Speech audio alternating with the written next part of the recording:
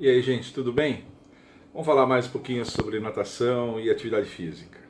Hoje eu gostaria de me voltar para um assunto assim, talvez um pouco mais técnico e que talvez interesse mais aos profissionais, aos professores que trabalham na área, mas também aos alunos, adultos que já têm uma certa compreensão. Acho que vão gostar desse assunto também, que eu vou falar da divisão de níveis que a gente usa em natação. Você sabe que a natação é uma modalidade, via de regra, quando ela é implantada em alguma academia, alguma escola de natação, algum clube, qualquer lugar assim, né? Existe o que eu chamo de um fatiamento do processo, né? A gente, usando a piscina, a gente faz uma divisão de níveis. A gente separa o nível, a parte mais rasinha da piscina para o nível mais iniciante, que a gente chama normalmente de nível um, o nível iniciante. E toda a etapa de aprendizado a gente divide em níveis. 3, 4, 5, 6 níveis de aprendizado. Esse estabelecimento de níveis diferentes de desenvolvimento, níveis crescentes de desenvolvimento, ela é muito interessante, ela é muito usada, não é à toa. Ela permite entradas e saídas constantes de alunos, como é interessante que seja mesmo. Quer dizer, pode entrar e sair aluno, aluno que já é mais adiantado, você já coloca ele num nível mais adiantadinho. Se ele é bem iniciante, você coloca ele no nível 1, tem jeito certo para fazer isso, já fiz vídeos a respeito disso. Né? Mas essa divisão de níveis, ela permite esse tipo de coisa, né? E essa divisão de níveis, ela tem uma outra razão de ser. O indivíduo, quando entra para a natação, vamos imaginar que ele entra sabendo nada. Quando você faz essa divisão de níveis, um dos principais objetivos dessa divisão de níveis é o aluno perceber a sua evolução, ele sentir a evolução. Apesar que muito disso o aluno acaba percebendo por conta própria, independente de tudo, mas uma boa divisão de níveis vai permitir que o aluno perceba de maneira muito clara a sua evolução. Ele era nível 1, agora passou para o 2, era 2, agora está no nível 3, né? E ele vai percebendo isso e essa percepção leva a uma maior motivação, que por sua vez leva a uma maior aderência ao processo. O aluno adere mais à atividade porque ele percebe que ele está evoluindo. Quando é uma turma só, por exemplo, que eu já dei aula assim, turma particular num prédio, a mesma turma vai evoluindo, muitas vezes o aluno não tem essa percepção de progresso e ainda pode acontecer platôs de performance, que é um assunto que eu já fiz vídeo também. O aluno dá uma estacionadinha, ele fica com a impressão que está parado e pode se desmotivar, né? E pode até abandonar as aulas. Então a divisão de níveis, ela serve para isso, ela guia o professor na questão como é que está indo o desenvolvimento do aluno e ela dá para o aluno essa percepção de avanço. No caso dos alunos, adolescentes e adultos, isso é para o próprio aluno. E no caso dos pais, dá para os próprios pais, que estão pagando, estão levando a criança lá, e a gente tem que dar algum tipo de retorno para eles. Então a divisão de níveis serve para isso.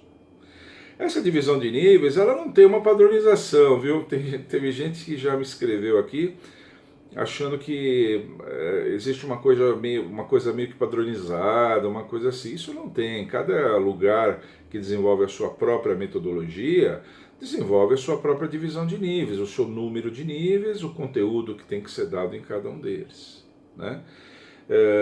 O número de níveis, ele tem um número ideal, assim, sabe? Não pode ser muito pequeno, você não pode dividir o aprendizado inteiro em 2 níveis, 3 níveis, né? O aluno vai ficar muito tempo dentro de um nível até passar para o outro. Essa função de motivação vai ficar muito comprometida. Ela não vai ter esse efeito motivacional, né? A divisão de níveis. Pode até ajudar você, professor, a se guiar naquilo que está sendo feito, mas para o aluno ela vai ser muito enfadonha. O aluno vai ficar muito tempo dentro do mesmo nível. E ao mesmo tempo, se você fizer um número muito grande, eu conheci academias que tinham uma metodologia, dividiam o aprendizado todo em 15 níveis, 12, 15 níveis.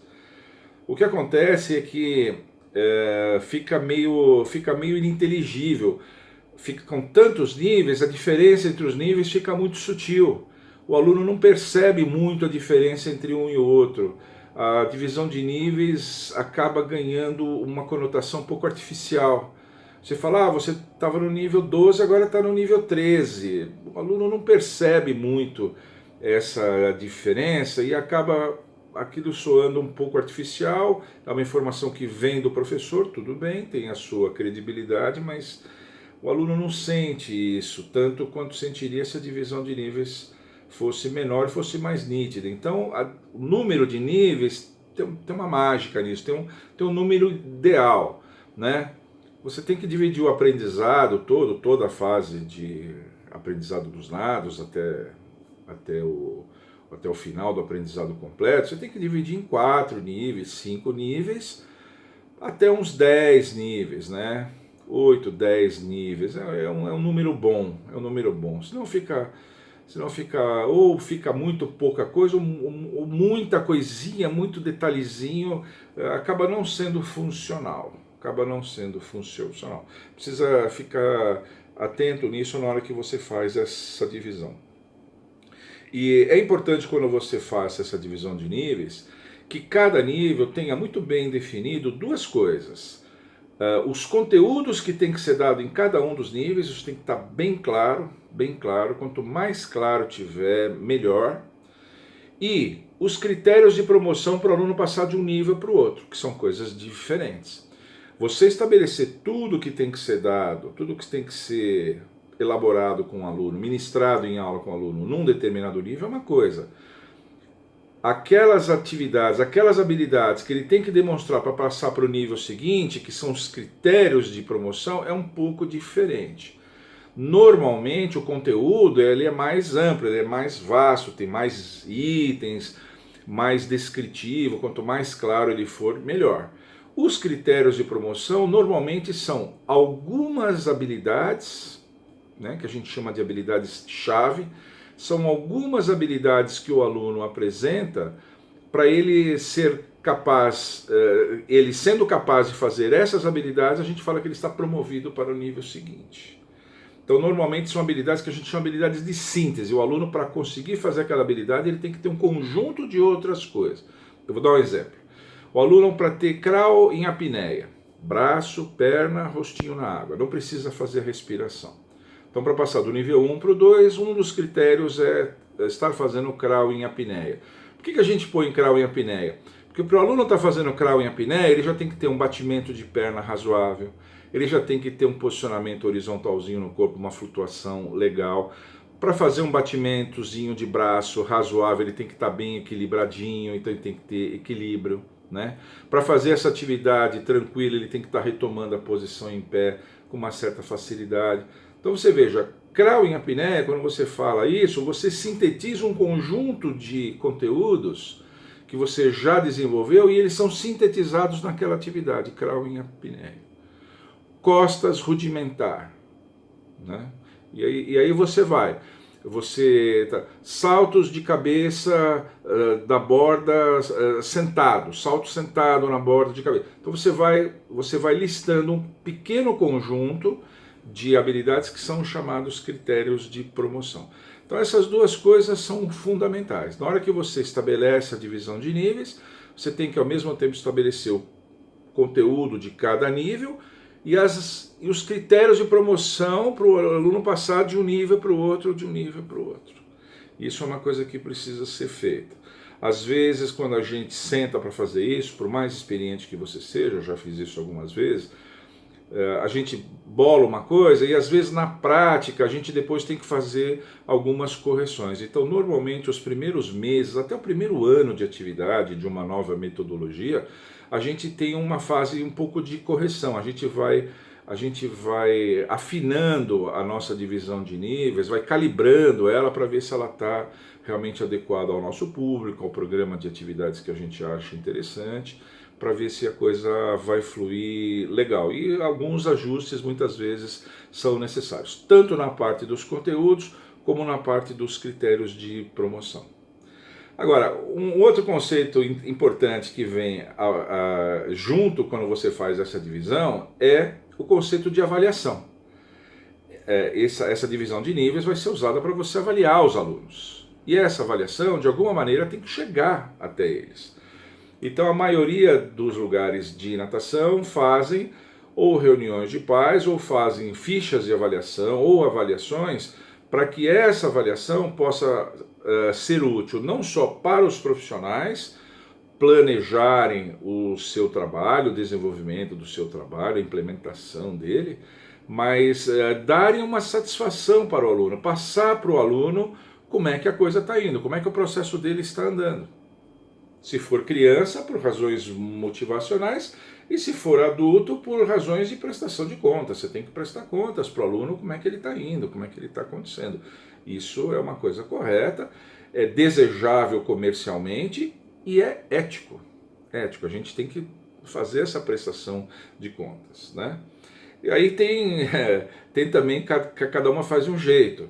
Eu na USP faço reuniões bimestrais, eu faço uma reunião no meio do semestre e no final de cada semestre eu faço reuniões de pais para fazer essa prestação de contas. Tem academias que fazem cada 3 meses. Tem academias que não fazem reuniões de pais, eles apenas disponibilizam as fichas, enfim. Cada academia faz de um jeito. O contato com os pais na piscina, com os professores, é muito saudável. Eu já fiz até vídeo a respeito disso. E eu gosto que os pais apareçam por lá pelo menos uma vez cada 2 meses, 2, 3 meses, os pais apareçam na piscina, você lança um calendário onde você consta essas avaliações. E eu acho muito saudável que os pais apareçam lá para você poder conversar. Quando o aluno está indo bem, o processo está deslanchando, pouco terá a ser dito, você vai só fazer uma prestação de contas. Mas tem aluno que está meio encalacrado, ele não está se desenvolvendo bem, ele está indisciplinado, ele chega constantemente atrasado, ele está com dificuldades, ele não se esforça, ele não se expressa. Tem aluno que você fala com ele, ele não responde, ele não fala nada e não quer fazer nada. Então tem problemas. Então a presença dos pais na piscina, além dessa prestação de contas, é uma oportunidade para a gente desfazer esses nós. O problema são os nós, são os alunos problemáticos. O aluno que está tudo indo bem, que está indo, o pai pouco vai na piscina, mas ele está progredindo bem, está motivado, é disciplinado, é atencioso e tal, ótimo. Mas e o aluno que não é assim? Então as avaliações servem para isso, essa proximidade com os pais, que eu sempre defendi, é uma coisa importante para a gente poder desfazer esses nós. Agora, o principal disso que eu queria falar, onde eu queria chegar, é o seguinte: quando eu falei que você tem que estabelecer aqueles critérios de promoção para o aluno passar de um nível para o outro, no mundo ideal, o aluno vai fazer todos aqueles critérios de promoção mais ou menos na mesma época e, portanto, ele está aprovado e você passa o aluno e pronto. Isso é no mundo ideal. No mundo real, a coisa acontece um pouco diferente. Na hora que você vai fazer as avaliações, você agendou uma reunião de pais, agendou uma ida dos pais à academia, você vai fazer uma avaliação, tem aluno que está limítrofe, que eu chamo. O que é o aluno limítrofe? Você estabeleceu para ele passar do 1 para o 2, 6 critérios de promoção, 6. Desses 6, 2 ele domina. 2 ele faz meia boca, assim, faz, mas ainda com uma certa segurança, com dificuldade e tal. E 2 ele não faz. Ele vai passar ou ele não vai passar? Ah, mas 2 ele não faz. Ele está retido. Não, mas dos 6, 4 ele faz. 2 ele faz bem, 2 ele faz. Então tem alunos que ficam limítrofes. Como é que a gente trata os alunos limítrofes?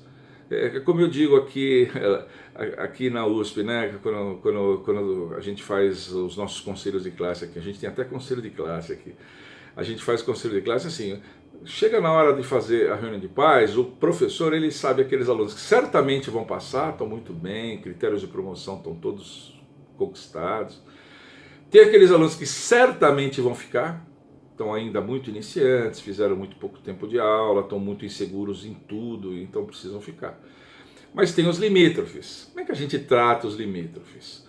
Os limítrofes, eu recomendo que a gente trate da seguinte forma.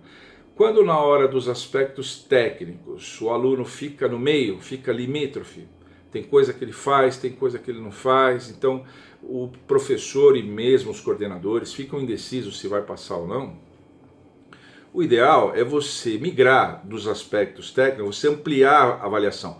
Nos aspectos técnicos ele está limítrofe. Bom, então vamos agora ampliar a avaliação e vamos para os aspectos afetivos, sociais, cognitivos. Vamos avaliar o aluno de maneira com uma lente um pouquinho mais ampla, um pouquinho mais grande angular. O aluno está motivado onde ele está? Ele já está há muito tempo no nível 1 e está desmotivado? Talvez uma promoção seja bom, né? Ele vai se sentir motivado. Os amiguinhos já passaram, ele entrou junto com os amiguinhos no 1, os amiguinhos já passaram, ele está lá no 1 ainda.